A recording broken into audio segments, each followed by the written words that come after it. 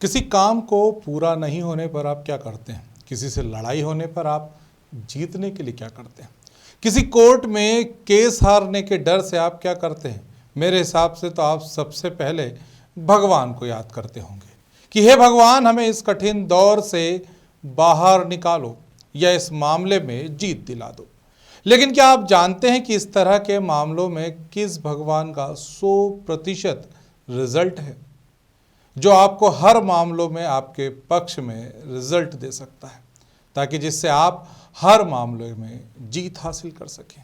कुछ अटपटा सा लग रहा होगा, लेकिन यह सही है। अगर आपको यकीन नहीं आ रहा तो आप भारत के प्रधानमंत्री से पूछ सकते हैं कि जीतने के लिए उन्होंने हवन कहां पर किया था। आप अमिताभ बच्चन से पूछ सकते हैं कि जब फिल्मी कैरियर ठीक नहीं चल रहा था तो किस मंदिर में पूजा की थी। आप राजस्थान की पूर्व मुख्यमंत्री वसुंधरा राजे सिंधिया से पूछ सकते हैं कि वो विजय होने के लिए कहां पर पूजा कराती हैं। इन सब का एक ही जवाब होगा, नलखेड़ा वाली मां बगलामुखी का मंदिर।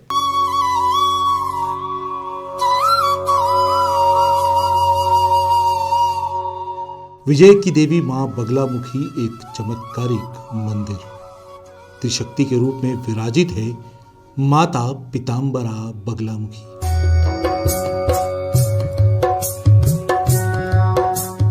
जीत की कामना को लेकर आते हैं भक्त मां बगलामुखी मंदिर,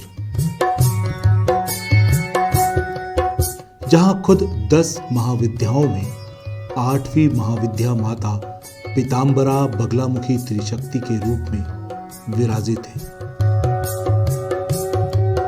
आगरमालवा जिले की नलखेड़ा तहसील में लखुंदर नदी के किनारे स्थित यह मंदिर शमशान के बीचों बीच है।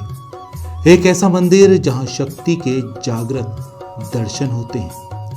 यह पहले शाजापुर जिले में आता था, लेकिन आगरमालवा जिला बन जाने के बाद अब आगर में आता है। माता बगलामुखी के मंदिर में आकर भक्त के केवल कष्ट ही दूर नहीं होते, बल्कि उसके शत्रुओं का नाश भी हो जाता है।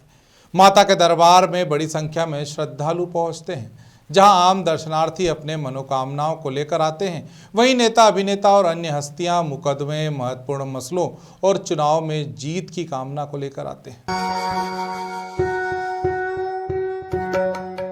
शत्रुओं को नष्ट करने की इच्छा रखने वाली तथा परमात्मा की संहार शक्ति ही बगला है। पीतांबरा के नाम से विख्यात बगलामुखी की साधना शत्रु भय से मुक्ति और वाक सिद्धि के लिए की जाती है। बगलामुखी माता को तंत्र की देवी भी कहा जाता है। जो भी मां बगलामुखी की शरण में जाते हैं, मां उनकी सभी मनोकामनाएं पूर्ण कर देती है।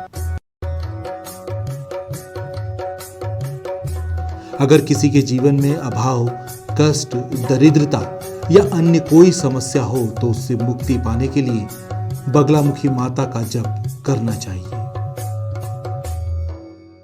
माता के यहाँ पर प्रकट होने की कई कहानियां हैं, पर कहा जाता है कि महाभारत काल में भगवान श्री कृष्ण ने कौरव के खिलाफ युद्ध में जीत के लिए पांडव को पूजा करने का आदेश दिया था, जिसके बाद पांडवों के बड़े भाई युधिष्ठिर ने यहाँ पर तपस्या की थी।